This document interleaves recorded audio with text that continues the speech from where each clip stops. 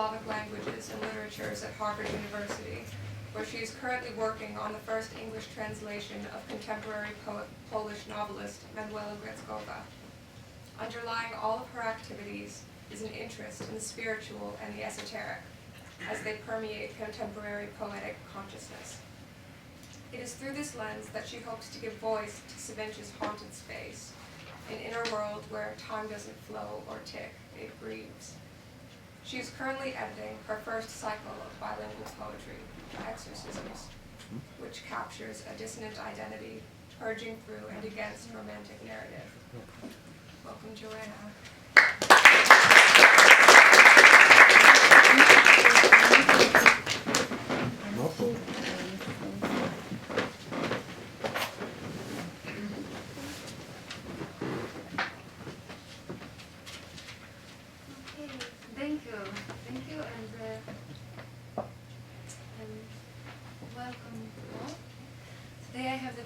Introducing two dear friends, two poets, Sevinç Çalhanoğlu and Efe Murad.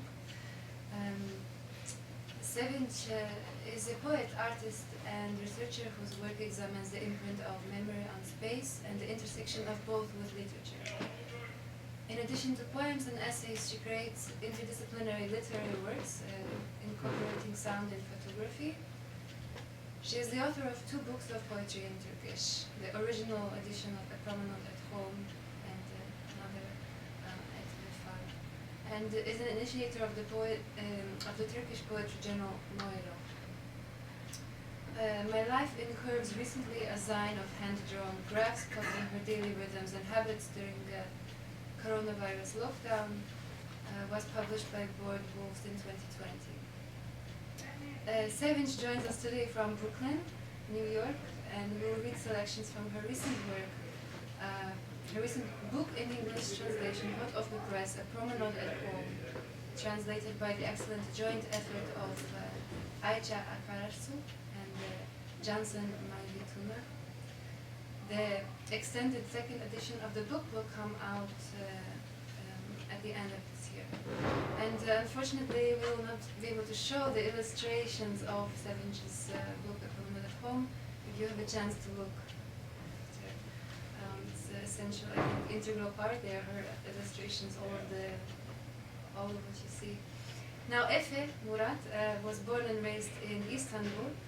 He is the author of 6 books of poetry and the translator of 6 more, including the first complete translation of Ezra Pound's Cantos into Turkish. Volumes by the American poets Susan Howe, Lynn Hygeinen, and C.K. Williams, and together with Sidney Wade, Silent Stones, a collection of poems by Turkish modernist Mary Sevdet Anne, which was awarded the Meral Divici Prize for Turkish Poetry in Translation. A scholar of Ottoman history and Islamic philosophy, he is currently a professor of history and religion at Wellesley College. His ongoing practice melds mystical experience, paleography, found footage, and soundscapes. An Organ of Quality, a cycle of poems, will be published by Wolves in 2022. And Efe joins us today from Cambridge, one of our local poets.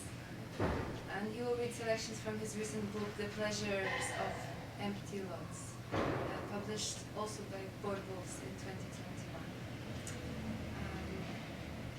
2021. I will now briefly introduce their respective books, just their surface, and I hope the essence will come to you from their voices, yeah? Either here in this room or through the ether, Zoom, yeah? So starting with A Promenade at Home. Equal parts lyric and performative, A Promenade at Home is a meticulous cataloging of possession in all of its forms. Revisiting her childhood home in spirit, Sevinç overhears a conversation between her mother and this ancient house. Their dialogue is a cantilated litany of decorations past and present.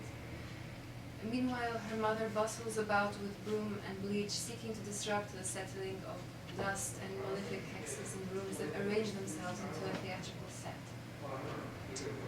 As Sevinç proceeds to piece together painful memories of coming of age in this humble middle-class household, she reckons with an interior's ability to occupy its occupants, specifically her mother, and through osmosis and inheritance, the poet daughter, and explores how a home touched by grief can become a haunted space. With cathartic intent, Sevinç excavates the microhistorical, retrieving memories long muffled by carpet in an effort to assuage the white noise of trauma. And the pleasures of empty lots, scenes of Istanbul, of Efe Murad. Let's begin with a short fragment.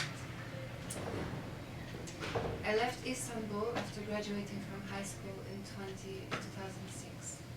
It was only in July 2015, less than a year after Erdogan assumed the presidency, that I found myself living in the city again full-time to conduct manuscript research and improve my classical Arabic reading skills. My parents' railroad apartment was a location where I lacked the liberty to edit my poems in peace and to cultivate the sense of a poetic bewilderment so beneficial to my practice. I therefore had to put on my shoes and abandon it. And with that, Efe sets off into the streets of his native Istanbul, wandering in search of empty benches, weedy lots, and myrrh-scented subterranean shrines. Gaps in the claustrophobic concrete beyond the reach of the regime and the police, where a young poet with his pockets full of inky drafts is free to sip a can of beer and puff like a magic dragon. Finally, at the end of a dead end overlooking the sea, Efe finds a spot where he can edit his visceral verse in something like peace as the sun sets, cool brews, and jellyfish accumulate of the cool stuff, kadibu. And with that, I think we can just Efe.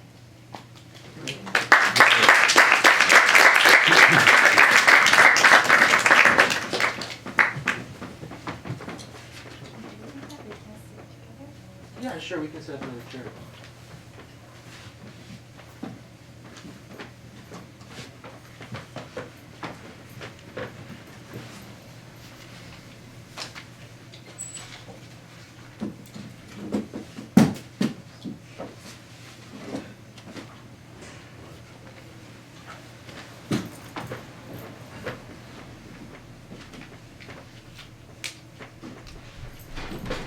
First of all, welcome all.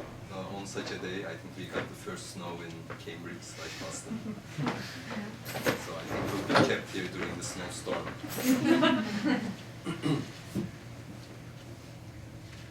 Can you hear me? Yeah.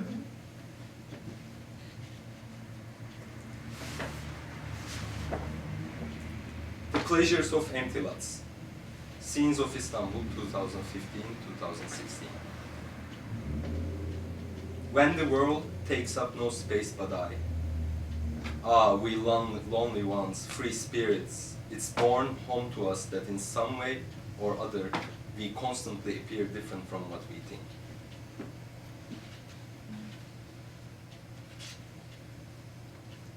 A clean slate. Contemporary Turkey is under the spell of a personality cult. Social conservatism is ascendant.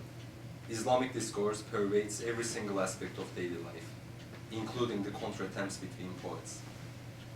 It is common for Twitter mobs to be directed against deviant writers.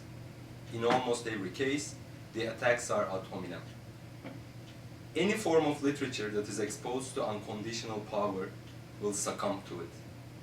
What remains are the ephemeral moments of literary creation beyond ideological schisms and feudal skirmishes between camps of poets. This humble chapbook is a record of the unheard and the unseen, which can only be experienced by those who find pleasure in ephemeral escapades. It is a longing for a clean slate, a tribute to benevolent loitering. The city does contain many secret spots, peaceful pockets where those going loopy from claustrophobia can find temporary relief. But these nooks and crannies are only visible to the poets. Otherwise, the sea of buildings that hems you in wherever you go in Istanbul is inescapably suffocating. Every last public space has been commandeered and occupied by the state. There are few large open areas left for public demonstrations or gatherings. For poets, the urban guerrilla campaign of evasion ensues. The only way to slip from this trap, however briefly, is to seek out the invisible niches haunted by the unknown enfant terrible of Turkish poetry.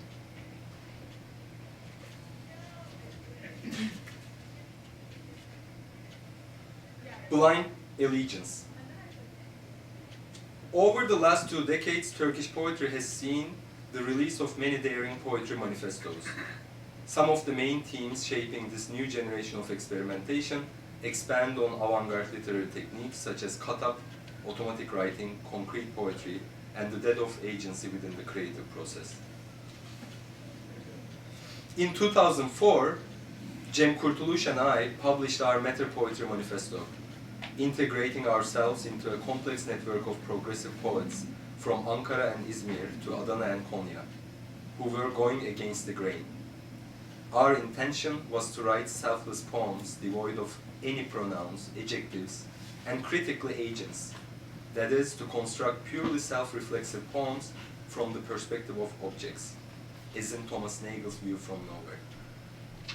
Our main influences were the Vienna Gruppe and the Brazilian Noigantres group.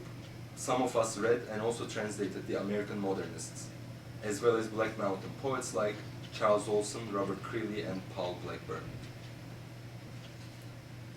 These new currents in Turkish poetry were not limited to the self-proclaimed avant-garde that I am part of, but also included others coming from different walks of life, who were our friends at first before becoming our nemesis. The neo-epic group was comprised of former anti-neoliberal Islamist poets, arguing for a new form of populism through epic poetry. Initially, both the Kadıköy avant-gardists and the neo-epics had bonded over our mutual contempt for the use of any sort of saccharine imagery in contemporary Turkish poetry. We were all visceralists at heart. The main disagreement between the factions only became apparent after the neo-epics cop out. Our Kadıköy avant-garde, in addition to rejecting any form of agency, stood in fundamental opposition to the culture of blind allegiance, biat kültürü, and the hegemonic power it enables.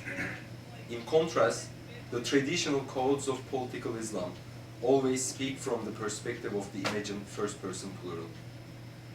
The Islamist poets were never able to renounce the self-mythologizing we.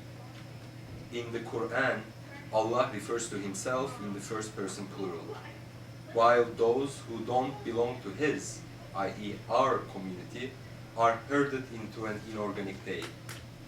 If they cannot be brought into the tribe, then they must be degenerate and ostracized as such. There is a clear geographical demarcation between the avant-gardists and the neo-epics in the form of 2 districts on the Anatolian side of Istanbul, Kadıköy and Üsküdar. The latter, a neighborhood on the Anatolian shore of the Bosphorus, is the stronghold of the Islamist poets. Eliasa Koytak, a neo-epic poet, who in his poems glorifies Islamic fundamentalism and sectarian violence, boasted over tea in Üsküdar that he had not set foot in Kadıköy for 5 years. Even though he does not deny that Kadıköy is an authentic subcultural identity, he considers it a place for those who are confused and unable to come to terms with the realities of present-day Turkey.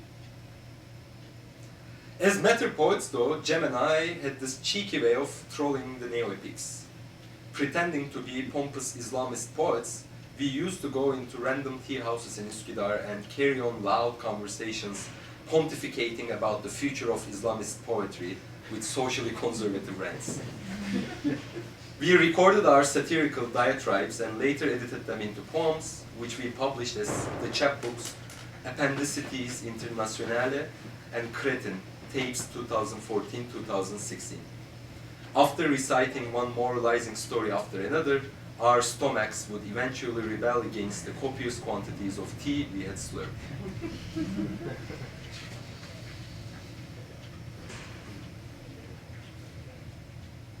Poetic bewilderment.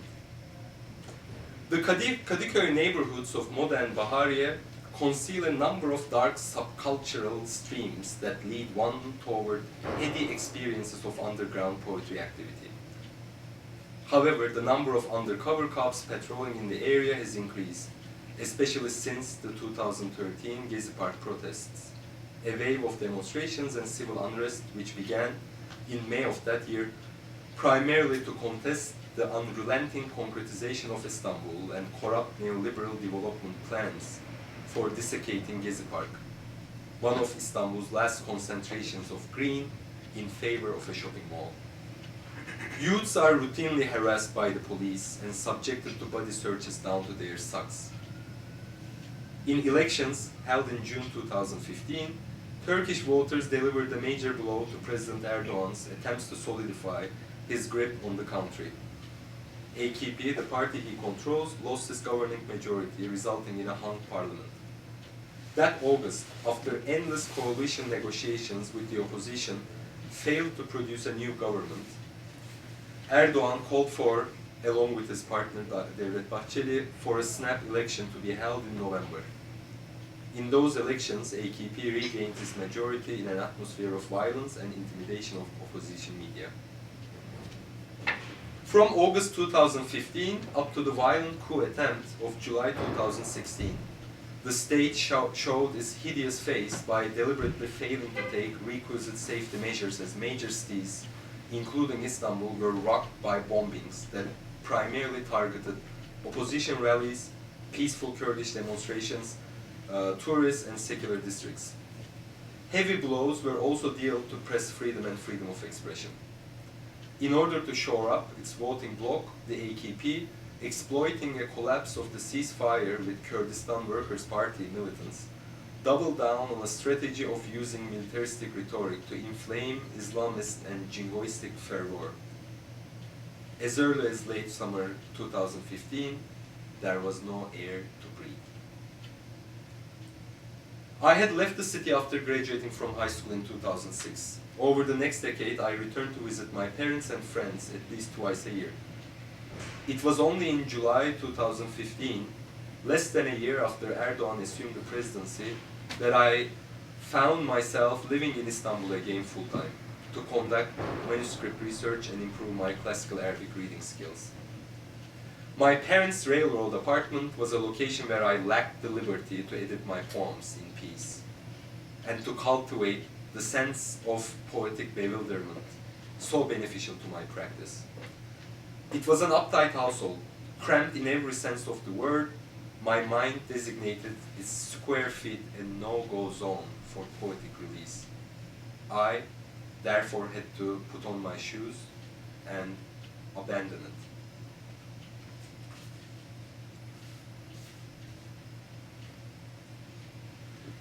I had to use public transportation on a daily basis. The police stopped me at least once a week. On 2 occasions, they stripped off my coat and removed my shoes and socks. Another time, I was caught with a smidgen of the gummy black hash called Marok, colloquial Turkish for Moroccan style, which I had stuck to the back of my phone case.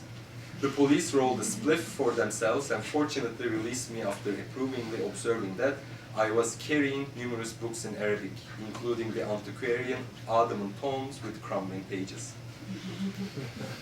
A footnote. One such volume was the 1903 edition of the 15th century Ottoman theologian Şemsüddin Hayali's classic gloss on the Sharh al-Aqaid, the bedrock text of the Sunni Creed and a common madrasa handbook still read in the Muslim world. Certain denominations of Anatolian Sufism regard hashish as the ideal antidote for narcissism. It purges claims of agency and kills the ego. This sort of Sufi methodoxy is also the ideal alternative to the Sunni Islam championed by the neo-epic poets, those upholders of Muslim orthodoxy. Ottoman culture arguably coined the most enigmatically elegant name for hashish, esrar, a word which came to mean mysteries in Arabic and Turkish, a door opener to the sublime. The antinomian mystics and wandering dervishes were said to have composed extemporized riddles and disjointed poems under the influence of this substance, elucidating their union with God and sense of mystical bewilderment, hayret. Such works of enchanted gibberish may sound loopy at first, but the bewildered mystic poet, Hayran, a double entendre which in the language of the 13th century Anatolian Sufism also referred to a person high on hashish, uses word sounds as a means of ordering scattered and non-sequential thought. Whoever hears these poems loses all sense of their surroundings. Swept away by the salvific urge they experience, in the words of poet Fanny Howe, a complete failure in the magnet, the compass, the scale, the stars, and the movement of the rivers, leading to the complete collapse of reference and reconcilability.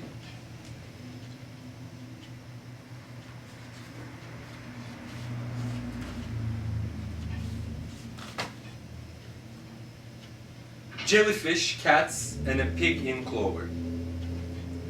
Whereas cafes are products of the spectacle culture, originally conceived for those who want to see and to be seen, side streets and corners are for poets.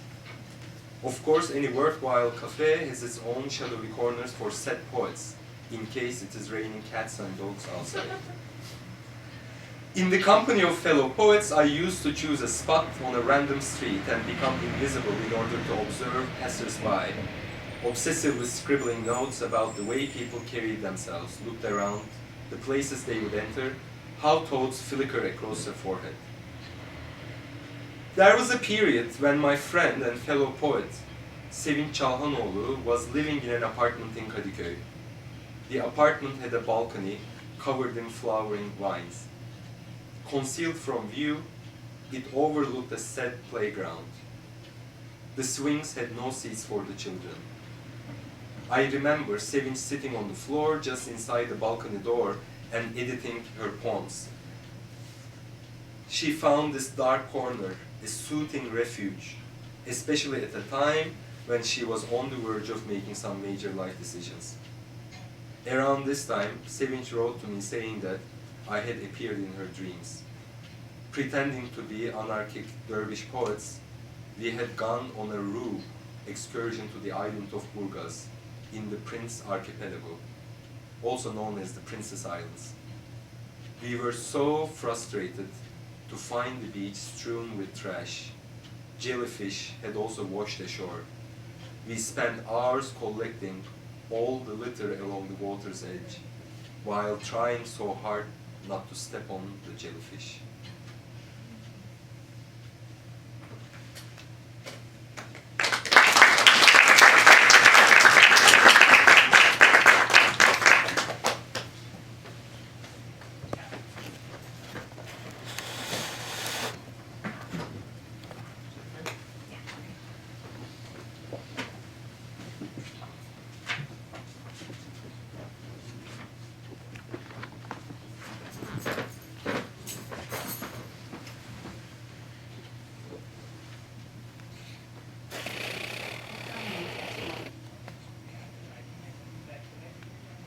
It has been 20 years since you moved here. You say 20, but the furniture in this house, okay, fine, 40 years. 42 years, according to our measurements. Team 3 has confirmed that it was your mother's dowry. Well, if you ask my father, what? Ridiculous. How could it have been her dowry? Tell us what happened at home. I will. These walls bone white. Before the bone white, ice blue. Before ice blue, ivory. Before ivory, drizzle. Before drizzle, aquarium. After the aquarium, drizzle. After the drizzle, ivory. After ivory, ice white. No, ice blue. Then, bone white.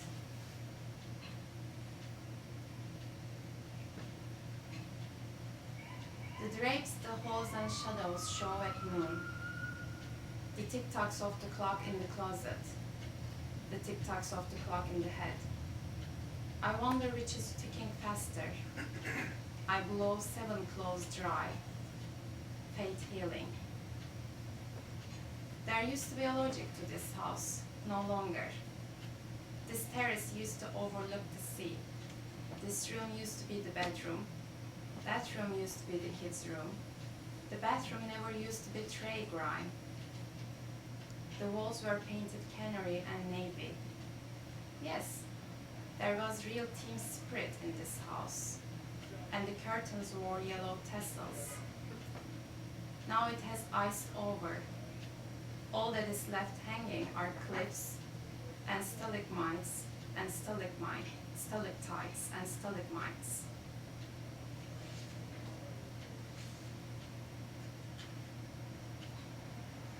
They came and they went, and in the end they shut her up. As if it weren't enough to silence the walls, they cut the tongues from mirrors, banisters, cornices, everything. In fact, they are not many, just another. A tick of time took her life. A second gave away her secret. A second known to all.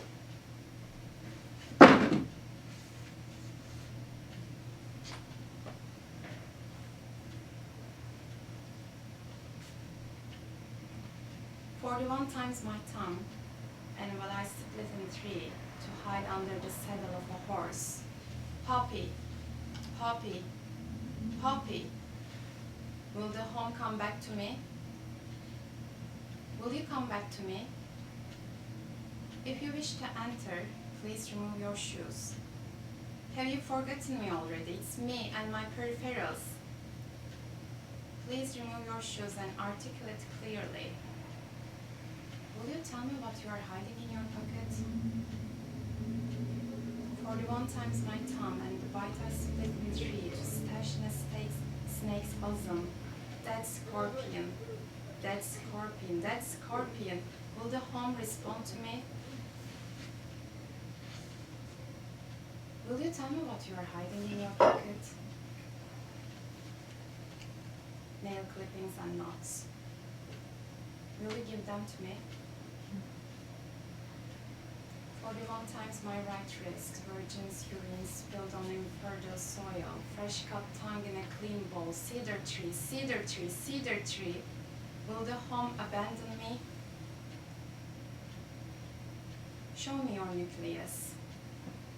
I do not understand you. Will you please repeat your question? I do not understand you. Will you please repeat your question? You are no longer my home. My thought exactly. Will you please repeat your question? I need to learn how to live with that noise. Will you please repeat your question? The moment something crystal glows. Will you please repeat your question? Either the words get jammed behind my teeth or they echo somewhere up under the roof of my mouth. Will you please repeat your question?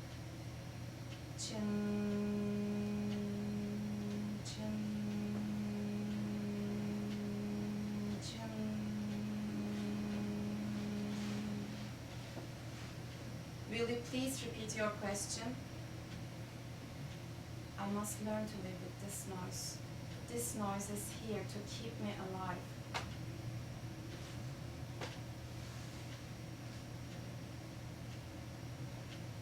Buttercup family spotlights.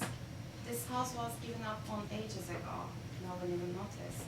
Fingertips, couch seams split, rotten Christmas roses, white light bulb, double-sided tape, forever there once applied. Furniture varnish, slip covers, zippers, wooden china cabinets, doorways, hello hallways, black Christmas rose, malleable glossy pungent sticky, bay leaf, pouch, bucketful, swamping trays, dammits, lantern rows. Her eyes on the clock, heavy gilded watch, black hellebore. The watch I always knew was in that room, lying on the bookshelf. My mother looking at it, asking about my father, splitting the hour of his arrival into ticks to track. Her mouth pursed in the bed she lies on.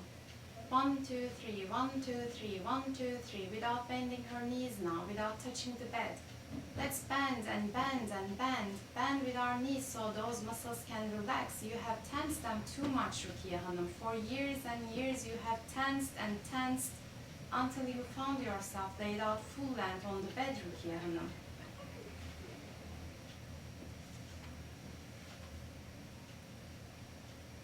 My mother folded a calendar's prayers to protect us when the day came, and so on, until she got pregnant. The child, the doctor said, and all the doctors in the world believed, the child in her womb would save the sick if only a boy should emerge between her legs, which he did. He would put an end to all this. My mother grew weak while carrying him. The other came upstairs, told my mother to be strong.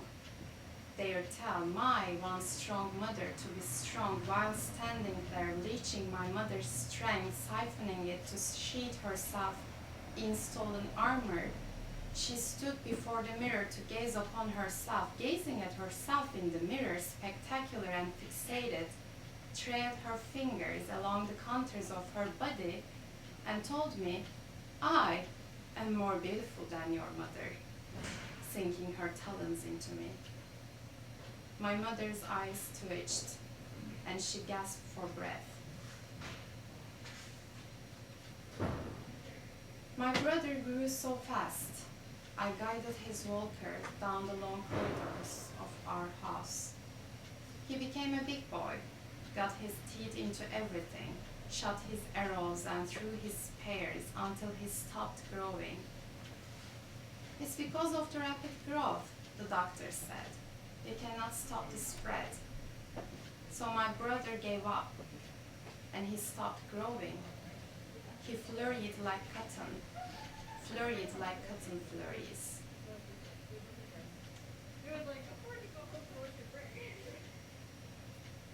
The other made my home unbearable loop. Loop, loop, loop, loop, loop. Nails she hid in the house rusted. May she be dragged back and hung.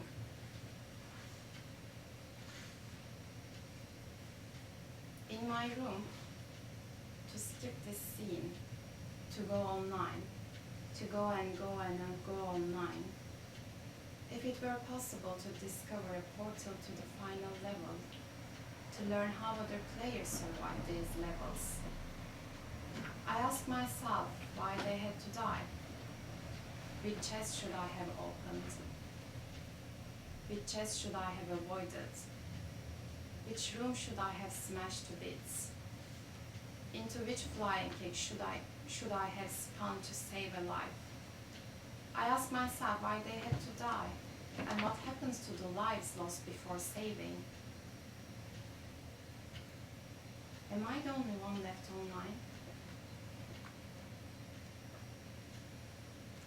Walking out through that door, through that door, through that door, through that door, and the one before it.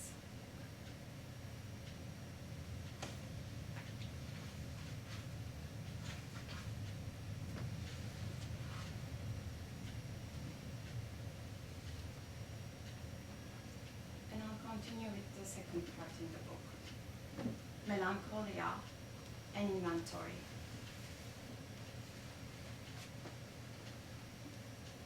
This is a museum now, a mataf. Admission is free, entry is unlimited. Anyone willing to take off their shoes at the door may step inside the museum, but they should not expect a linear visit. Some may get lost inside. This museum has no plan. It laid itself out. It isn't finished yet. It never will be. I invite you in, please. I'll be your guide. Keep close to me. Once, back when the house was a house, the jars in the cellar were full. Strawberry jam was poured into jars while still hot. White and color clothes were washed separately, the whites emerging ever wider. Do The receipt for the shoes taken to the cobbler, the warranty for the boiler, the teapot, çaydanlık, for special guests. Are these the sorts of odds and ends people see when their lives flash before their eyes? And is it possible that the flash never fades?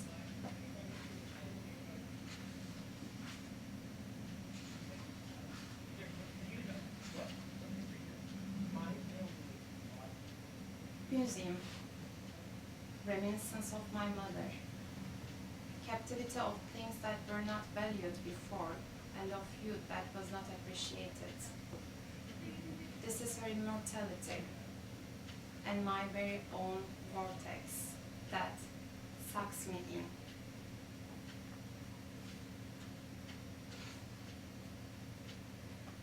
The compartments in the rooms continue to multiply. Every day I notice a new drawer. When I reach for it, it snatches my hand away. I'm marking time, counting the days. For 6 years, counting the days. For 7 years, counting the days. For 8 years, counting the days. For 9 years, counting the days. For 10 years, counting the days. For 11 years, counting the days. For 12 years, counting the days. For 13 years, counting the days. For 14 years, counting the days. Count all you want. Numbers won't change a thing.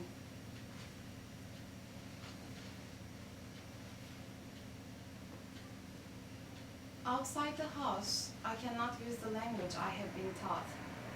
And I cannot bring the other language, the outside language, back home with me.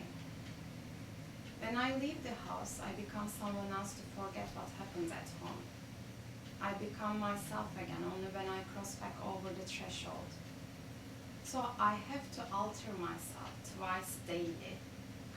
Such a tiring thing to do.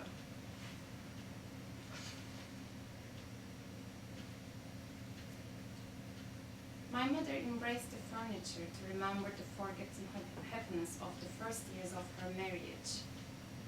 Perhaps she made herself believe that by preserving her youth hidden between cushions of her belongings, she would win the war that had been declared. Maybe she knew it all along. Her daughter would perpetuate her aborted life. Daughter, kız çocuğu. Isn't that what it means to be a daughter? I must create meaningful wholes out of the fragments of what she left behind. That is why I stay home all day, dredging up the past.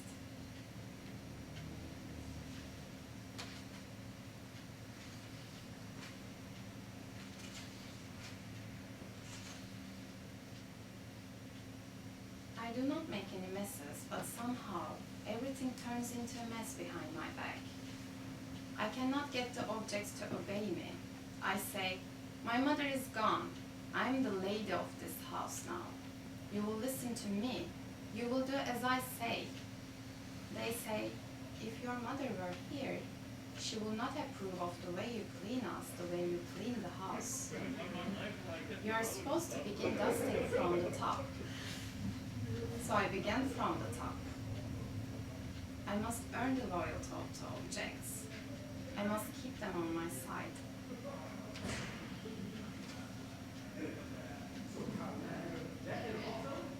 The museum is all of my yesterdays, a knot of memories and youthful ambition. There is no space left for the present. Tomorrow is postponed. I pass the evenings journeying through these rooms, a sedentary journey. Still, I end up fatigued.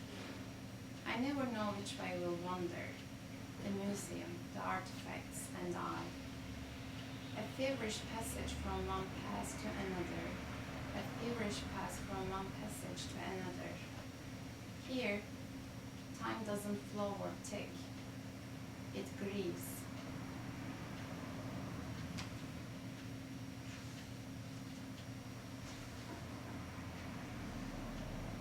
Her voice against my ear, insistent like on mornings when I stop earnest resisted going to school. I'm waiting for you on that road. Get out already. Shoulder me no longer. Let the onions burn, let the colors run. Pour hot strawberry jam into a jar and let it overflow. Then leave, go, and see how your face blossoms.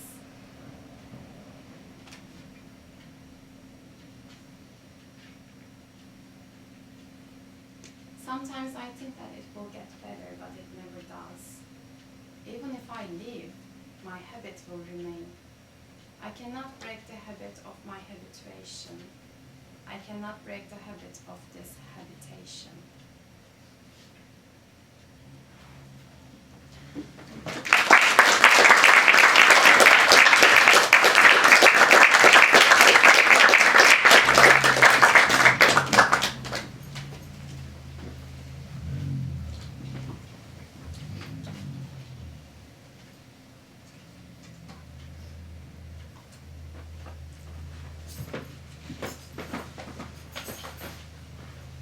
An interesting venue for the rolling pastime is the hole-in-the-wall subterranean Orthodox shrine beneath Koça Meyhanesi in Moda, one of the oldest Greek taverns still in business.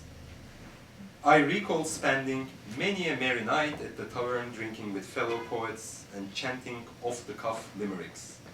Those in my group would often mimic random objects, pens, spectacles, rocker glass, in order to make fun of my poetry. They would bug out their eyes and emit weird noises. Another friend would record these onomatopoeic ejaculations, and then we would cobble together nonsense words with the sounds while sipping rakı.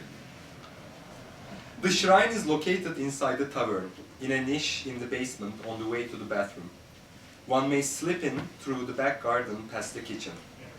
It is dedicated to the memory of Agia Aikaterini, Saint Catherine of Alexandria, pious virgin daughter of the governor of Alexandria in the early 4th century, who was martyred under the reign of the pagan emperor Maxentius for her monotheism.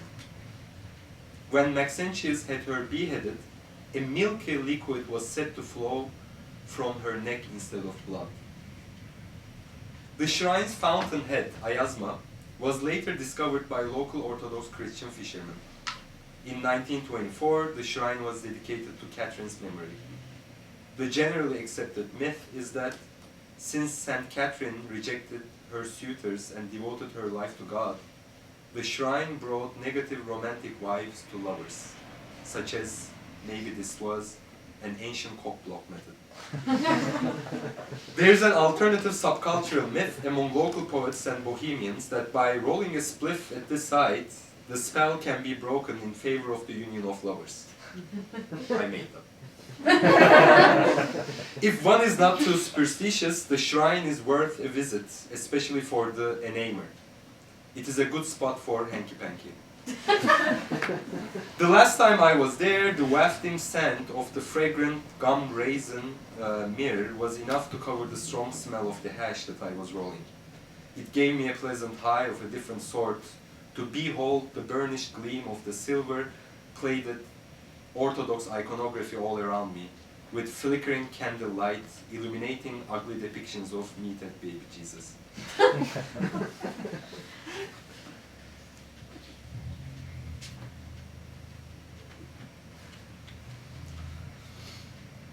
A wind caused by nightingales.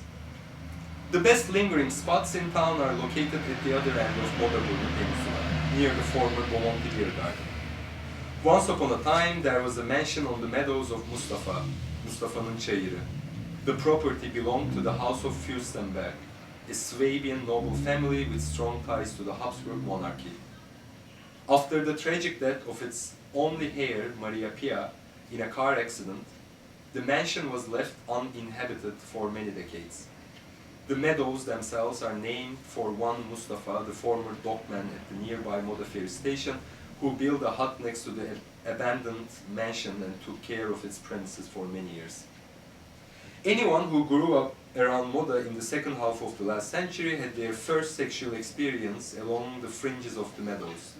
The area was also known locally for its small rock lobsters. In the 1960s, it was a coming-of-age ritual for youths to tryst in the shrubs and then steal lobsters from fishermen lodges. There are a number of beautiful old streets that lead from the meadows to the coastline of Moda.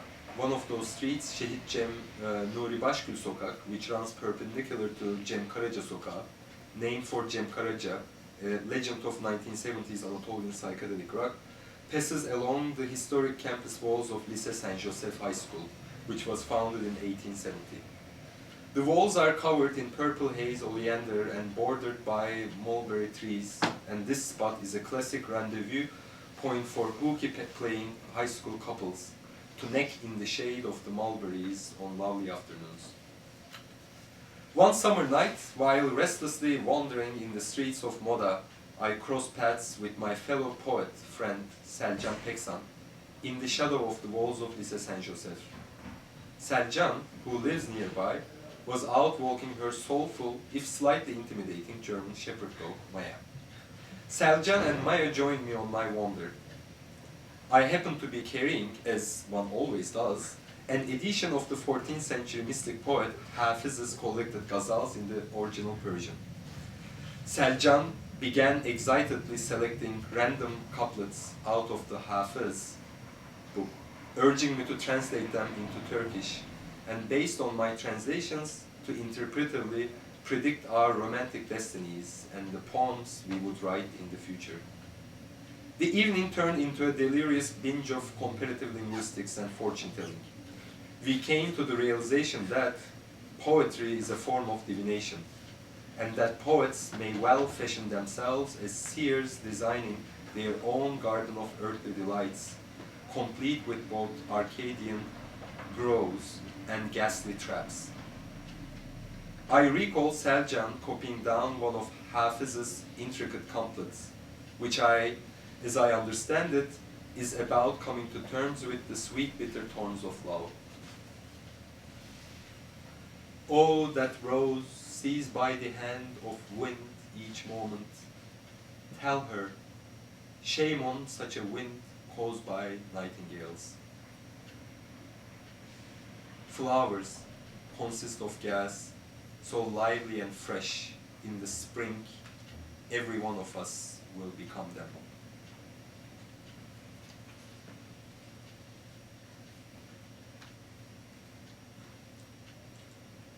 Istanbul doesn't have a color of its own other than gray. Concrete is the predominant tone. Massed shapes overwhelming and pressing down upon the individual. I carry within me this immense longing for empty lots, deserted areas yet to be seized by commercial intruders. Slivers in the grid where my fellow poets and I can express ourselves freely, breaking away from the oppressive apparatus of social normativity and the surveillance state.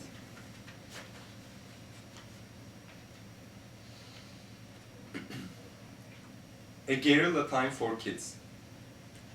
Forget your antibiotics. Let me while I drink, love you more, and you could love me. Let everything come together at the jellyfish. We are wallowing in our filth. My antibiotics, clove oil, and tobacco. I'm just like princesses, to the extent that I'm not of this world. I'm gone and waiting for you, which means Allah will suit you. Are you gonna reach nirvana, you dickhead? Former life experiences bygone and unfulfilled, and in order to cut loose, to kiss another body drooling, to flee from the authenticity of the carnal. Apply the ointment on your pain. Let the strong scent cover your palate. Heat up some ginger tea, honey and lemon. Your incessant prayers as if breathing, even in your sleep, indications contradicting the correct axis. Get lost by entering into the world, a process which is called the eyes. Choose the deadlock in the bestial world, and no one knows who we are. Thank you very much.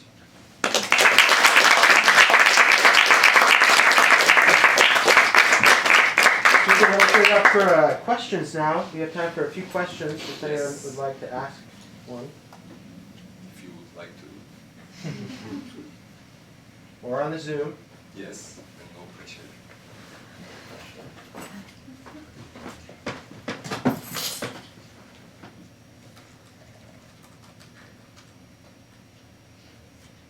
Giara. Hi, hello. I was just curious, do you translate your own work, or do you have someone who translates for you? And if so, what is kind of the process of navigating both languages and getting what you wrote originally across in different versions? I mean, I can start. I wrote this in English, but Okay. of course, I would like to thank my editor Stefan of Werewolf Press. He basically went through all details and recreated the process.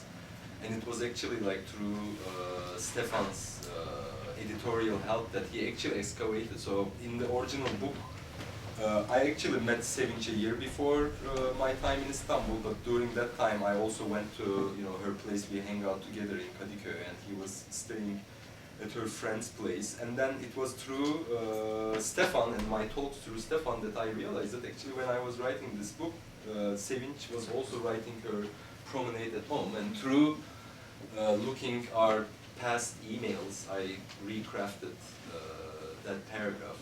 So like Stefan was here with us to brainstorm, correct, learn, amend, and it was like such a interesting moment that I also realized, which I mentioned in the text, that I appeared in Sevinç's dreams, and I totally forgot about them. And when I checked the emails from 2015 and 16, I realized that actually these two books, which we were writing in parallel universes, let's say, also beautifully coincided Yeah. through Werewolf Press.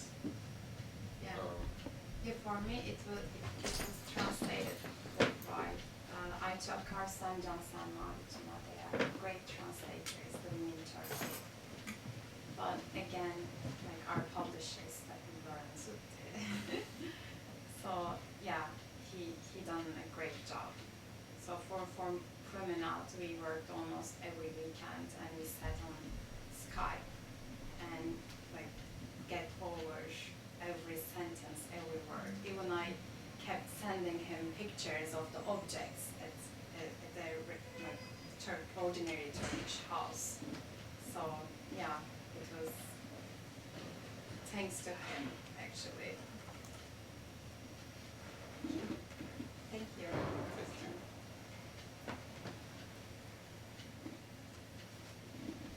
Wonderful. Let's give the poets another round of applause. There's one Oh, more one more. question. Sorry, I didn't see you. It's not, Sorry. What's the history of your friendship? What is Our friendship? Yeah. I mean, I remember it, I recalled it. So, my professor at Harvard, I did my Ph.D. in the history department. He has this one amazing talk series about like vampires. Yeah, Night and Vampires. Yeah, the night and vampires. And vampires, that's his research. It's a Turkish word from obur, umpir, which is originally Turkish, and it was first vampires recorded like either in, which was Ottoman Empire, then either Caucasus, today Georgia, or Bulgaria. And it was like a general role in the Ottoman Empire. It was like it's a lore that also moved towards to the west and to the Habsburgs. And it is very interesting, like all these people who came to the US, Mayflower and afterwards, and also the Crucible people here in Salem, they came before the vampire lore actually extended over the witch lore. Whereas like before the vampire lore came out, oburs in the Ottoman Empire, all around Europe and the old world, it was mostly witches that represented the evil spirits. So it was like a Halloween night, or not a Halloween night, but in December in Istanbul, my professor was giving a talk on vampires and the history of vampires in the Ottoman Empire. And then through our common PhD friend Akif, Yes. who is also your friend from Bosphorus University, he introduced us, and Sevinç Yes, sent she's a her. poet, and he's a poet. Why don't you Yeah. guys We meet? bonded over. She sent her poetry to me, and then I definitely fell in love. I went back to Cambridge, and then like we continued crazily Yes, sending us sending emails to each other. Yeah, so that's here we are, I guess. under the roof of the same Yes, publishing press. as And, publishing yeah. press. Thank you for that question.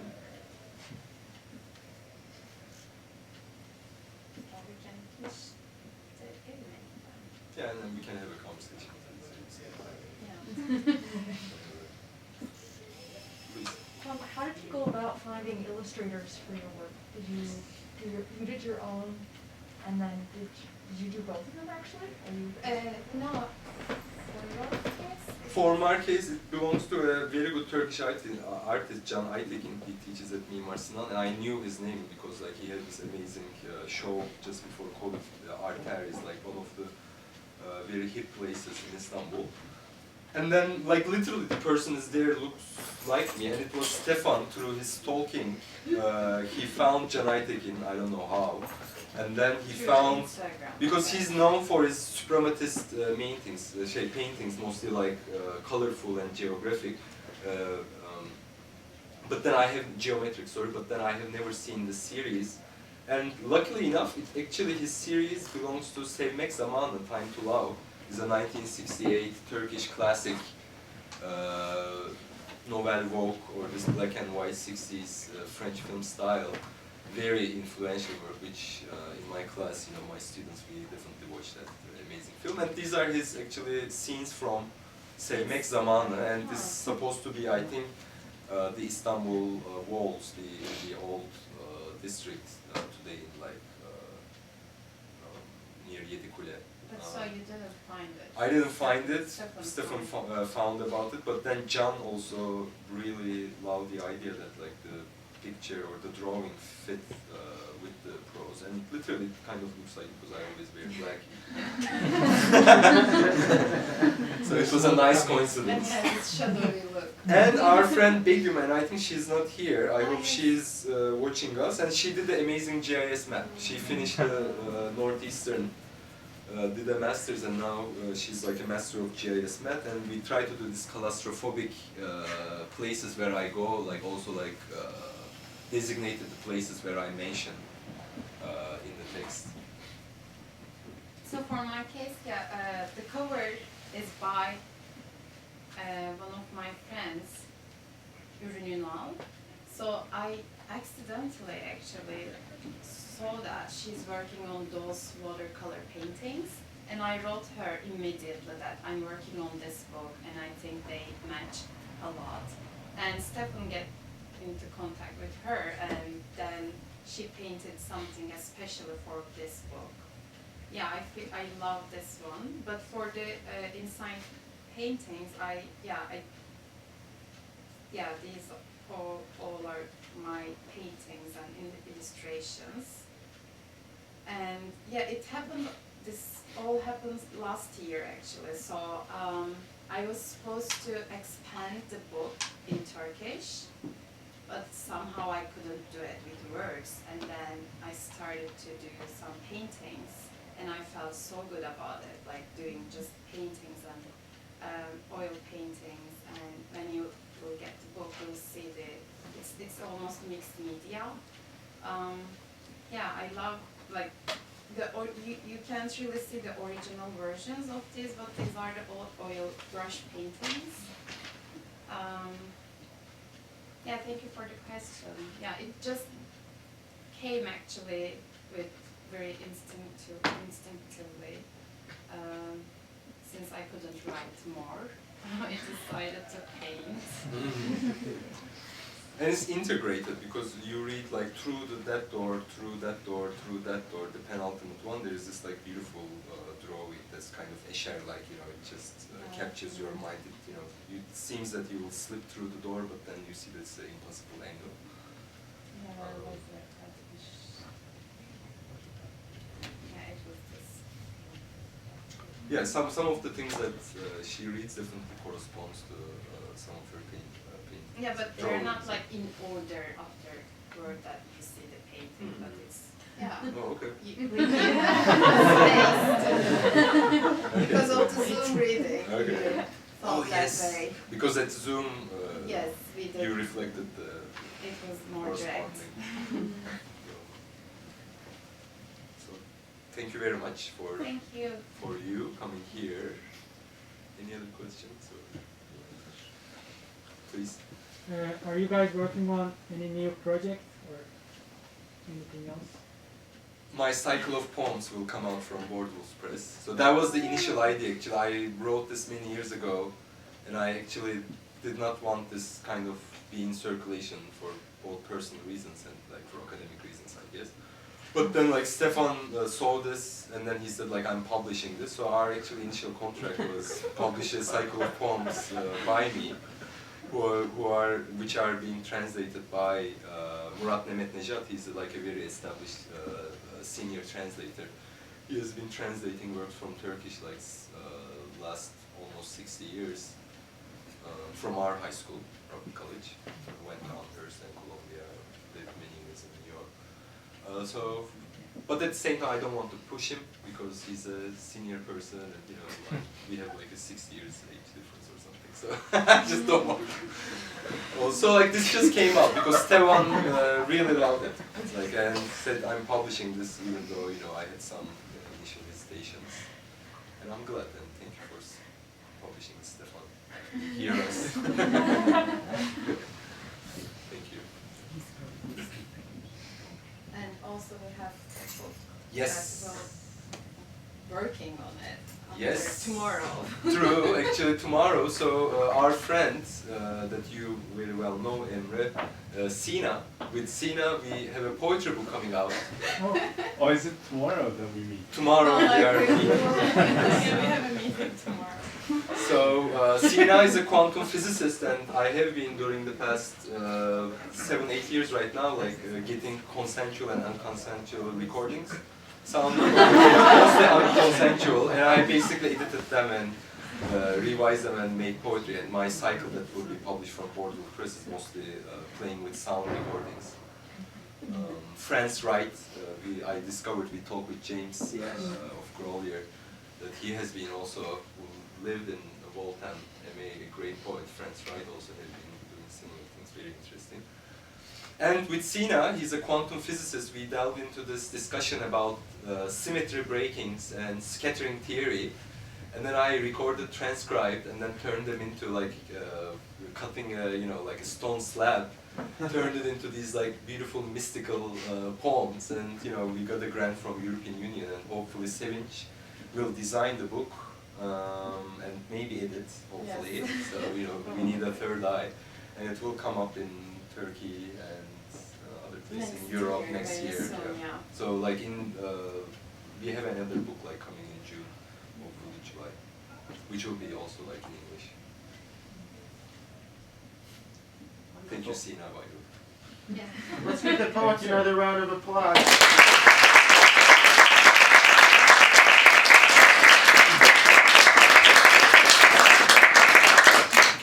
Thank you so much for attending, everybody. Our next hybrid reading is this Friday. It is the launch of Spoke 8, which is a poetry annual.